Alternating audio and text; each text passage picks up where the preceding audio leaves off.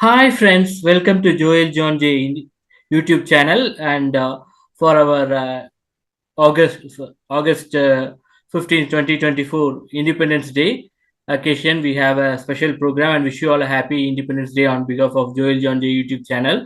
And we welcome Mr. Yogesh Ramesh sir for giving us the introduction about and information about startups on this present occasion, because startups are something which will be fueling our growth. All of us are looking for money, right?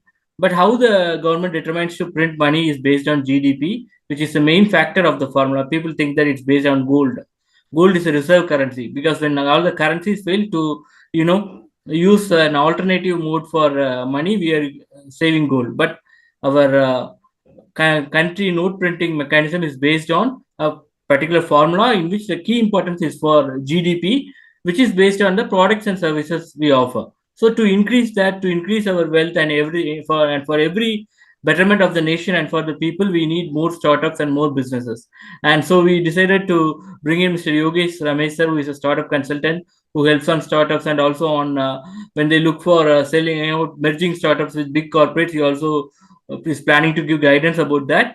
And welcome Yogesh Ramesh sir, and introduce yourself and go ahead with the presentation. And also a very happy Independence Day to you. Thank you, Mr. Joel. Yeah, happy Independence Day to everyone. About myself, I'm Yogesh. I am a startup consultant and I'm in this industry for the past 7 years. As a startup, also, I started my startup in hydroponics technology, as well as then it miserably failed. So I came to the operation end. So I am in this operation end for the past 4 years. I worked with Deshmande startups. I worked with Dr. MGR University, Chennai. Yeah, so currently we are starting our own company, which is yet to be announced. So definitely we will announce it soon. So by next month we are starting up, which is also related to supporting startups. So yeah, so can we go ahead with the Yeah, presentation? sure, sir. And Yes. I always believe that failures are the stepping stones of success. I heard this wonderful lines from one of the movie called as Boys. I think I Yes. was on my first year Yeah, college. At the time, we bunked the classes and went to a movie. And in this movie, there is a song in which they say that failures are the stepping stones of success. From yeah, that day, yeah, this was yeah. on my mind. And you have proved it That that is you, true. after failing on one startup, you have come up with a solution to make success, bring in success for many startups. That's really great of you. And uh, so like you can go ahead with the presentation, and sir will be Sure. talking about how to what are the many facts about startups, and he has also prepared a beautiful presentation for us. Please listen to him, and also if you want some key points, take a screenshot using your mobile phone and also press the thumbs up icon, so that what will happen is in your YouTube like folders it will be getting saved in the home tab. If you go for on the side, if you could be able to see the various tabs for YouTube, in that save to watch later, that is one option you can do by clicking on save. Defaultly that playlist will be there. When you look for videos, you can click if you want to don't have time, if you want to see that, you can go and click on the side three dots and save it to watch later. So the like that you can save this video, and also you can create your own playlist and save your video, share your valuable comments. And over to you, sir. Yeah, thank you, Mr. Joel. So before going into that, we will just see the content what we are gonna look into today. So we should understand what is a startup. So when I say startup, a lot of jargons are running in this industry. So people say MVP, people say prototype. So startup should be technical, innovative, blah blah blah, everything.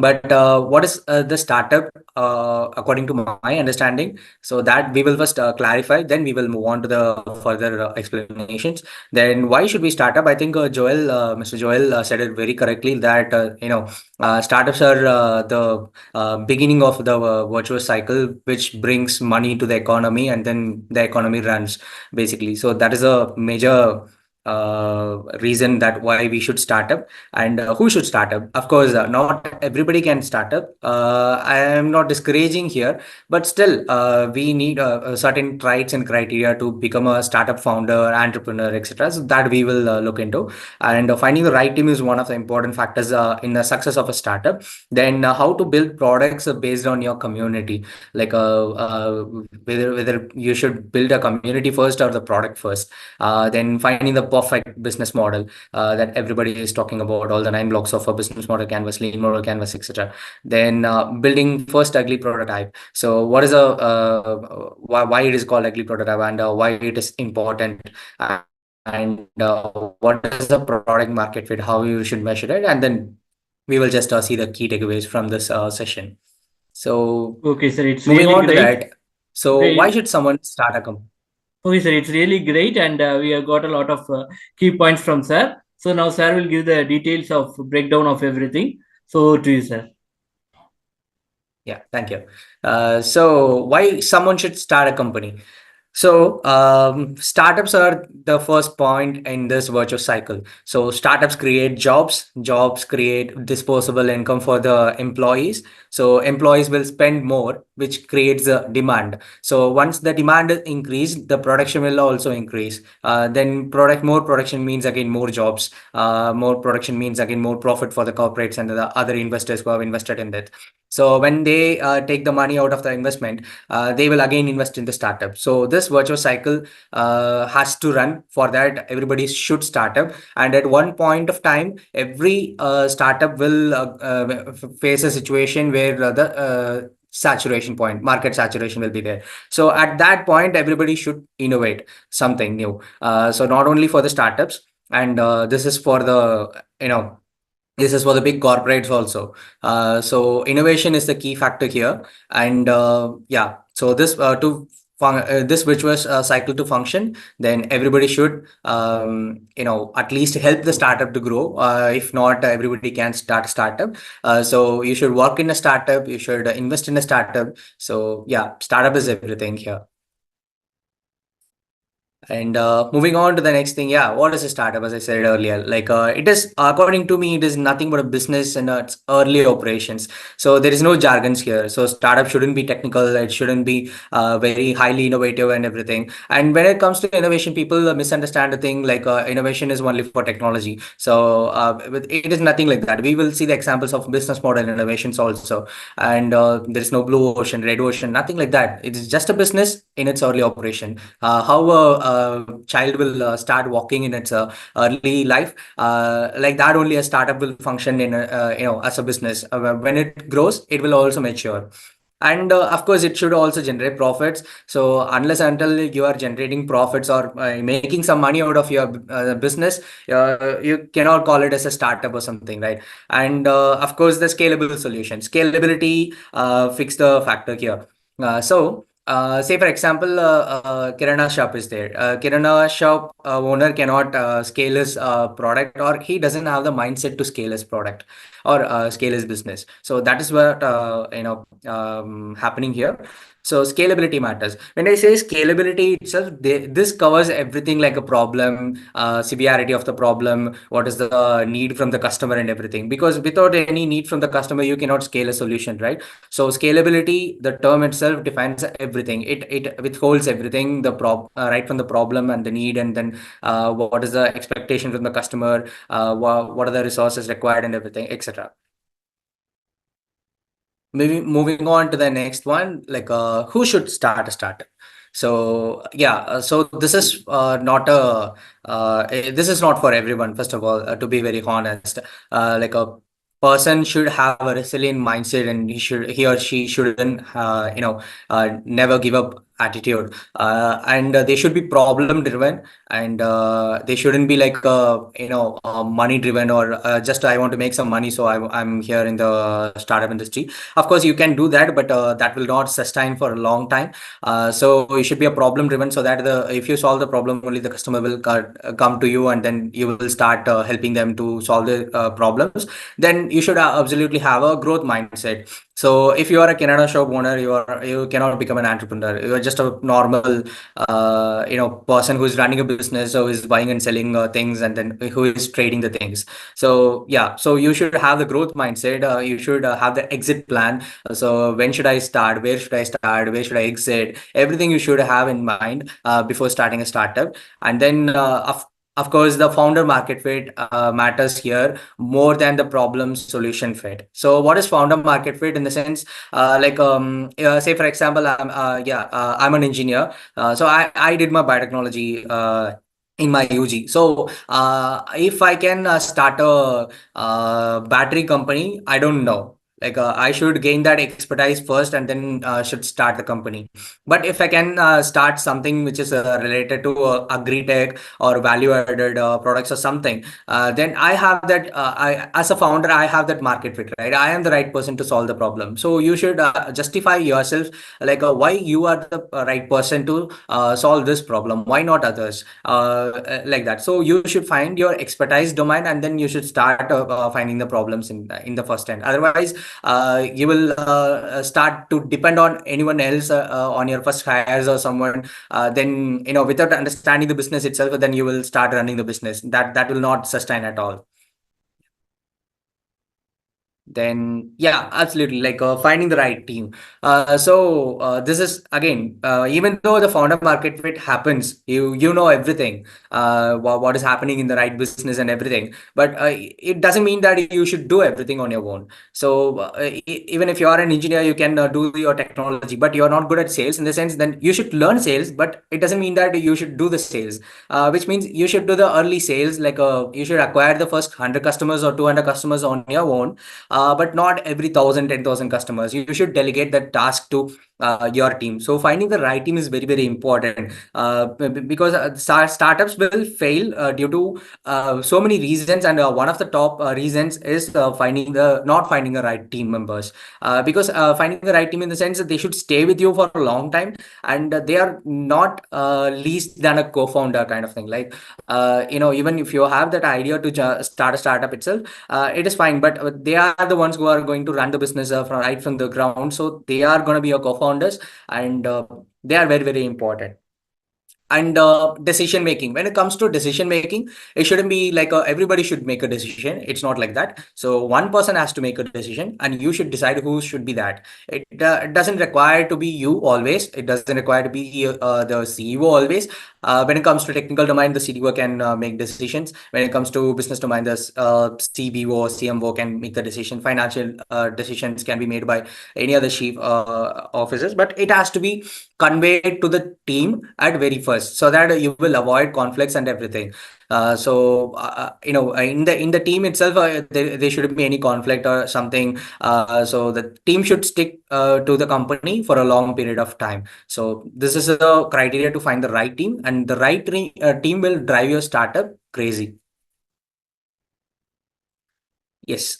So coming to the core part of it, we are here to talk about the community-driven product building. Who can start a community to build a product?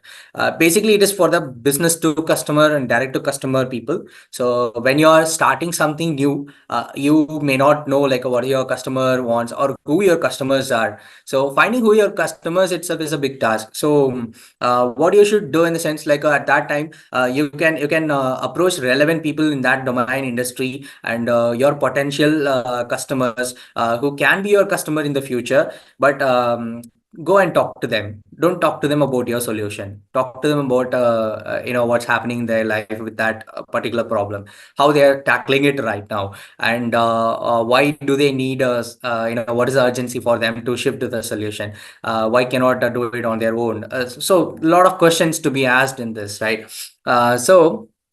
And it cannot be done within one or two customer interviews. You should at least gather data of 500,000 people. It depends on the product again. So that will tell you the market market which is looking for. So you should start building your community first, and then approach your community people, like what is their problem that they are facing, and how urgent they are to shift to another solution, and why did they choose the current solution in the first place. So everything you need to understand. It's more about psychology. And yeah, so and when I say community, doesn't mean that it should be interacting with one person and one person. The community can also interact with each other, so that you will also get a lot of insights from your customer. There is a process called design thinking process, which is a non-linear process, which doesn't mean which means like it is not a step-by-step process. It is not a waterfall method. So the right beginning of the design thinking process is empathizing. So empathizing means you should interact with your potential customers and understand their feelings, why they are doing it. So why matters here the most, more than how and what. So to empathize with people, you need people first. So you should build a community, or around the problem, or then you should start digging around their needs and everything. Then you should build a MVP. MVP in this sense, it is a minimal viable product, which is nothing but a usable solution at first, so that the customers can use it, initially, and then give you the feedbacks. So once they give the feedbacks, then you have to again come to the product, like that you are going to develop, and then you should iterate. So remember, iteration is the key here in the design thinking process. So after empathizing, you will go to ideate. You'll just jot down the points that you discuss with the people, and then you will get an understanding. Okay, this is what they need, so I should make this. And is it feasible? So how can I make it? Where can I find the resources and everything? Is it cheap enough? Etc., etc. You will be doing it. You will do the math and everything. So once you ideate the product, then again you will do the minimal viable product, a usable prototype kind of thing. So once that is done, then you should give it to the customers, and then customers should test it, and then they should give you the feedback. So then again, keep on, you should iterate. If it is not working out, then you should again go to your ideation. If you find any mistake there, then you should again empathize. The first place itself is a wrong move, that you need to understand first. Then you should start empathizing again. Either you should start approaching your community in a different way. So that, if that would make sense. Yeah. And there are a few examples here for community driven startups. So when I say community driven startups, like so initially the founders of Airbnb and Bolt, so they onboarded their customers on their own. So this is what I said, like a founder should know everything, which doesn't mean that they should do everything, but they should know everything in the sense the initial first 100 customers that you should onboard. So Bolt is a startup from Estonia. So it is a application for cab booking, which is like Ola and Uber here. So he onboarded first 50 taxi drivers or 100 taxi drivers, and then into his platform on his own. So he built a community of taxi drivers around him, around his product. So it should be the other way around also. Like if you have a product, then you should find the right customer for it. But again, you should be ready to iterate your product until unless then it will not work out. So say for example, I'm having an application which is similar to Bolt. So I need to find the customers for it. So I should go and approach the taxi drivers and then get on board. This is what Bolt founder did. So I get on board with them, but he should be open to iterate the product until they are happy about the product. So until unless that you are having that open mind, then you can build a community around your product also. Then similar case with the Airbnb also, like Airbnb has onboarded when it comes to Airbnb, this is what I said, like their business model itself is very innovative, right? So nobody has thought about before, like you can rent out your extra space in your house to some strangers to share your cultures, or they are coming here for tourism and everything. So you can share your culture, you can share your breakfast, you can share your the spare room that you're having in your house. So nobody has thought about it. So it was very new in the market. So nobody understood what they are trying to do. So that's what they did. Like they went into, they knocked at every door in the county, and then they onboarded the first set of customers, first set of hosts to be honest, yeah, host in their platform. So this is what they did also. And yeah, these are the cases like how a community can help you build a better product, and why you should start building a community first, and and the product around it. Yeah. So moving on to the next. Yeah, finding the perfect business model. So you should first know your customer. I think I said it earlier also. Like you should know your customer, and you should understand what their needs are. So based on that, you should build a ugly prototype. Then which customers are ready to pay for. Yeah, that is very important here. Like you should build something that customers should ready to pay for, which doesn't, which means like so most of the startups in its early phases, they do the mistake like they take a Google form and then send it to everyone. So everyone will fill the form, and we don't know who's our real customers, and we don't know whom to ask and everything. So even if they go and ask anyone directly, also they will ask this question like, will you buy my product? Yeah, of course, they will say yes only. They will say yes or no only. You will not get the essence of it. So will you pay for it? Yeah, yeah, I will say I will pay for it, but I will not. So what's the point of asking that question? So you should build something that the customer should pay for you. So for that you should add some value, right? So adding value is a key here. So you should add the value, and then the customer will be ready to pay for your solution.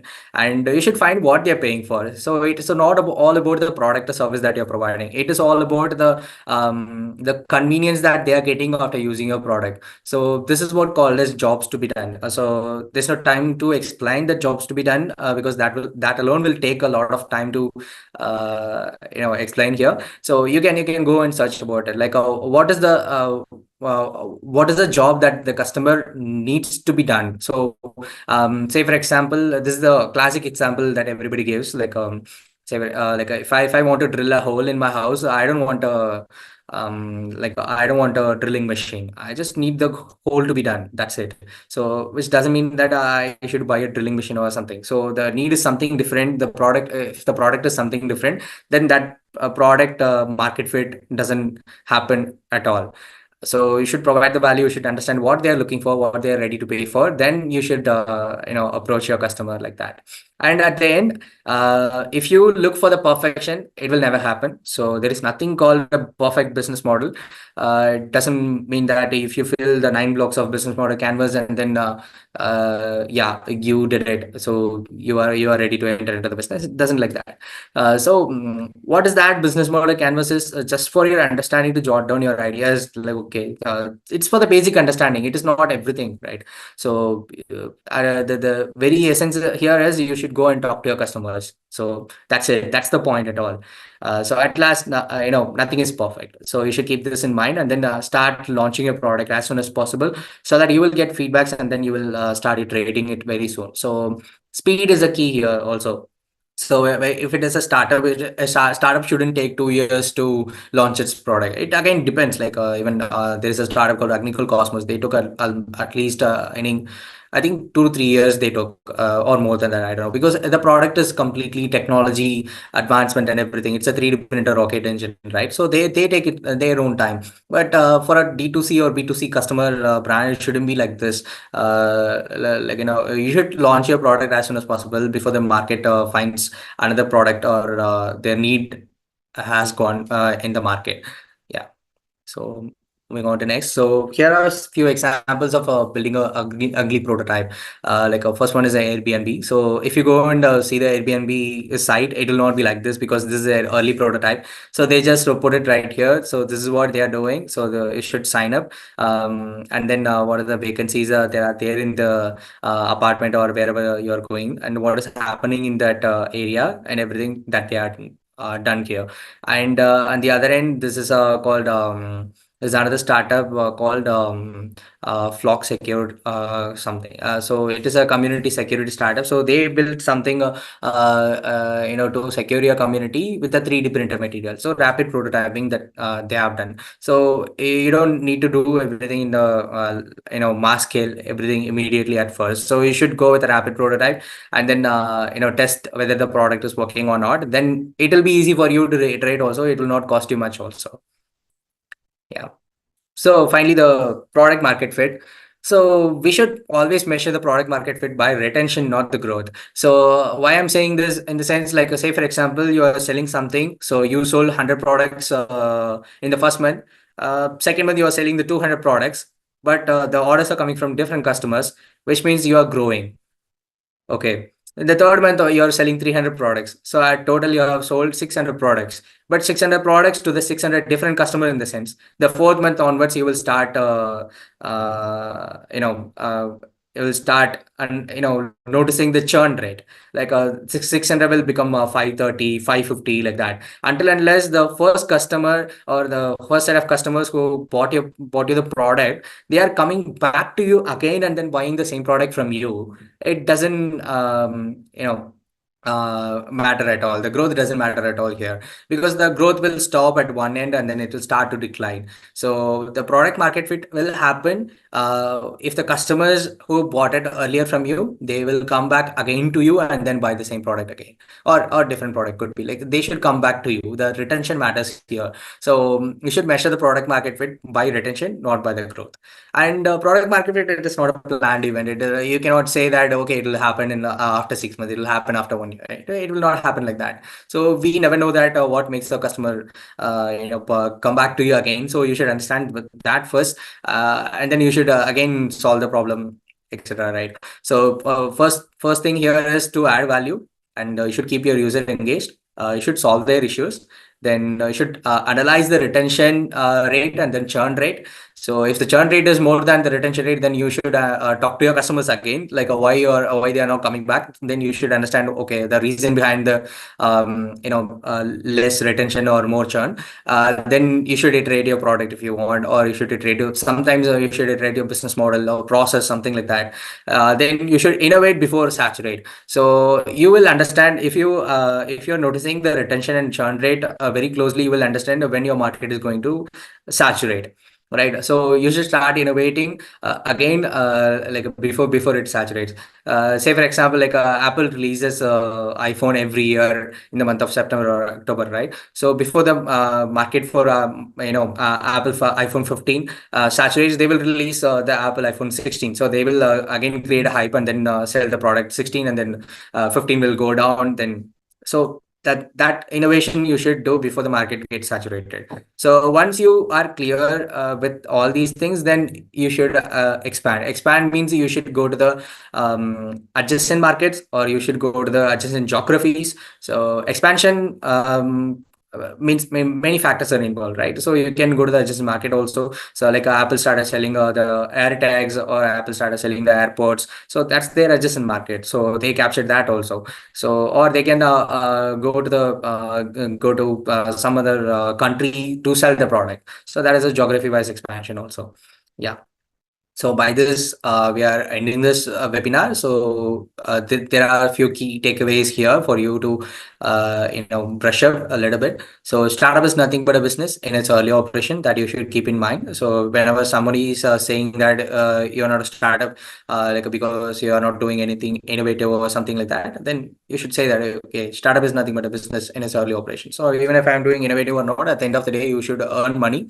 So uh, like a again, like without innovation you cannot scale, right? So that is again another factor here. So it's not like a startup should innovate, a business should not innovate. It's nothing like that. A business should also innovate, like a normal business should also innovate, right? Or you should innovate at least the process or the business model. So you will do it without knowing it is innovation. So that will happen at one point, otherwise you will not be there in the market at all.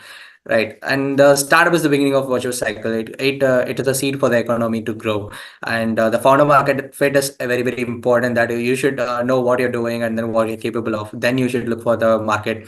Okay, this is the market that I'm gonna target into, and right team gives you the startup wings. So yeah, you should hire the right people in the first place itself. Then yeah, your startup will boom. Then users are very important than the investors. Even if you don't get the money, so you will get money from various ways, but you will not get the users from various ways. Like you should involve your users to the very end. So right from the beginning to the very end, and nothing is perfect. So don't try to be perfectionist. So just make something and then start selling. That's it. And yeah, you should measure the product market fit by retention and not by the growth. So these are the key takeaways. Yes. By this, I'm ending this here. Yes, Mr. Joel, thank you so much for the Yeah. opportunity. So, I would love to hear the responses. So, I'll be watching your channel, and then I will also respond to the comments if anything, doubts which is occurring there.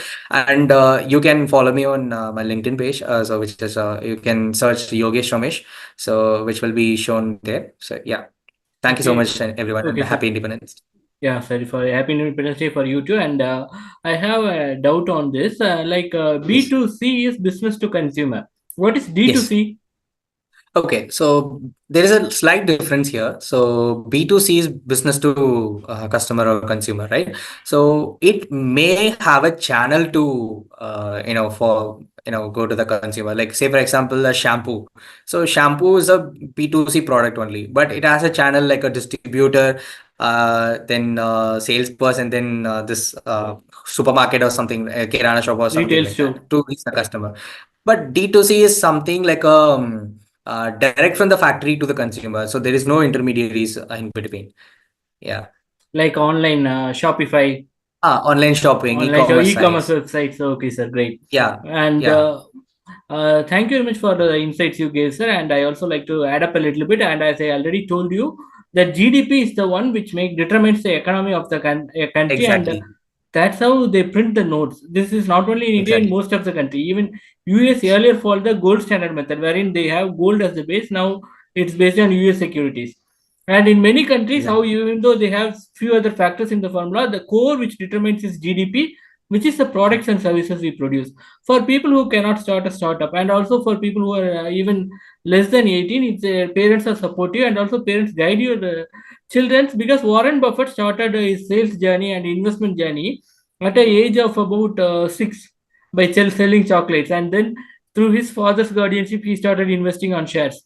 When we talk about shares, we only think it as a passive income source and also investment, but passive incomes also has other part of it now with the social media advent. And shares, LinkedIn and other social media contacts, I will give the links in the description. If you click the more tab below the video, you'll be able to see the description. And another part of it, the business which a model I like to say about is creating passive incomes through a YouTube channel. For that, I will give you my YouTube tutorial playlist at the end screen, so that using that you can create a YouTube channel as well.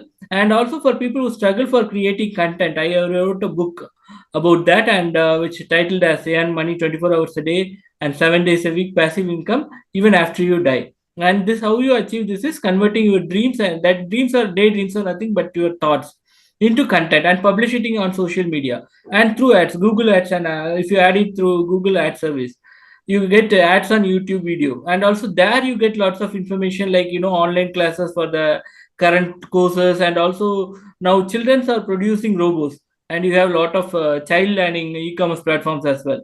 So like that, your children can build toys and sell them.